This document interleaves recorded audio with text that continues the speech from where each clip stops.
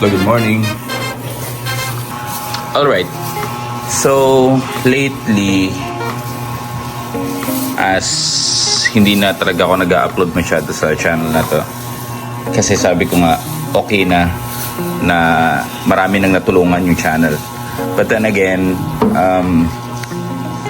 dire-diretso pa rin yung mga questions.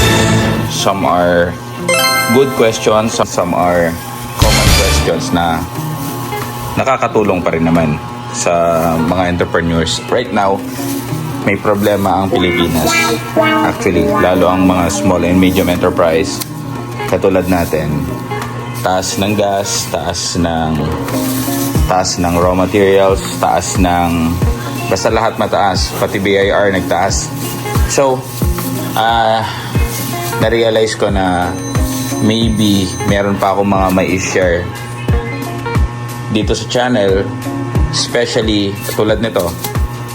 Yung mga naturuan ko magchicharon, napakahirap na kumuha ng common na mga brands na katulad na nakukuha natin before. Ngayon, iba-iba na yung mga brand ng balat na nakukuha. So, this is an example.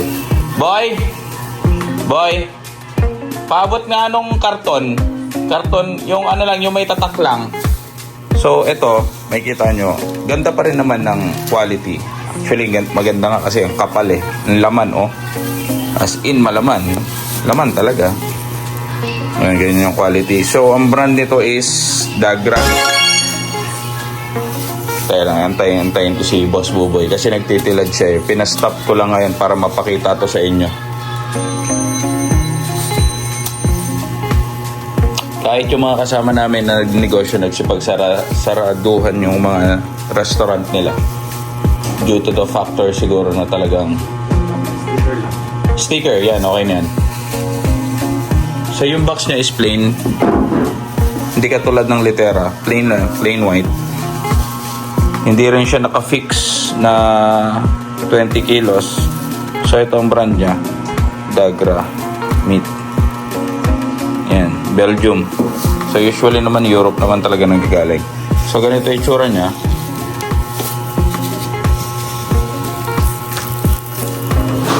Maganda. Kasi ang kapal eh. Almost 1.5 inches to. Kaso lang, ano to? Isang box to, no? Yun nga lang talaga. So, konting adjustment tayo sa mga prices natin. Kasi hindi na tayo makaka-survive. Unang-una, LPG. Sobrang mahal ngayon ng price ng LPG. Hindi bumababa. Mobilization natin, yung mga gas natin sa sakyan. So, lahat ng nangyayaring gera sa Middle East, nag-i-impact lahat sa ano natin, sa ating products. Kaya nga, since nakaipon-ipon naman kahit papano, ang ginawa ko ay nagpa-solar ako. Ayan. Solar setup na yung bahay natin. So, zero na. I have zero na expenses sa Meralco. Naka-disable na yung Meralco. Kita nyo yun, nagbi-blink ng orange alarm. Ibig sabihin wala ng Meralco yan.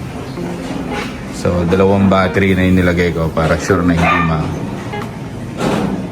magkakaroon ng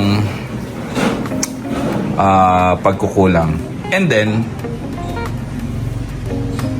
share ko rin to. Kabili rin tayo ng maliit na lupa rito malapit sa bahay.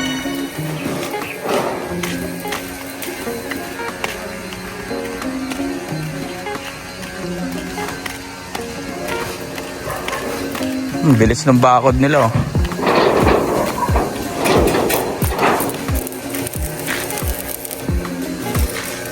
Tara ko natin lupa.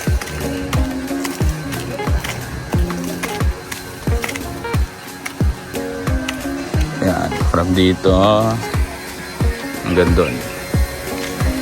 So right now, wala tayong pampagawa ng apartment. So papagawa natin is parking lot, rentals.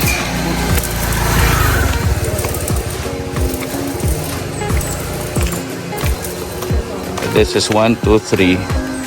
Tatlo. Naka-reserve na yung dalawa.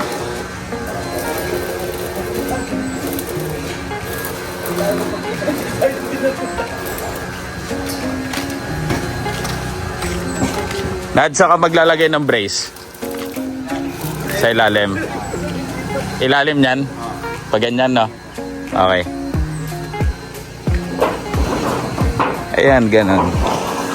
So, kailangan natin ng dagdag na income stream to support para hindi natutulog yung lupa.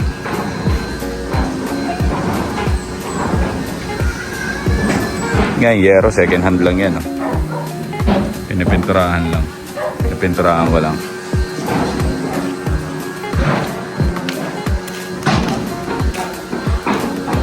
Pag natapos ito, pakita ko sa inyo. Tapos kapag meron na rin mga tenants. So to end the video, expect na lang na we will have some activity again, I can say, dito sa channel para makapagbigay ulit tayo ng mga new knowledge, pointers, and also unboxing ng mga new brands ng mga meat.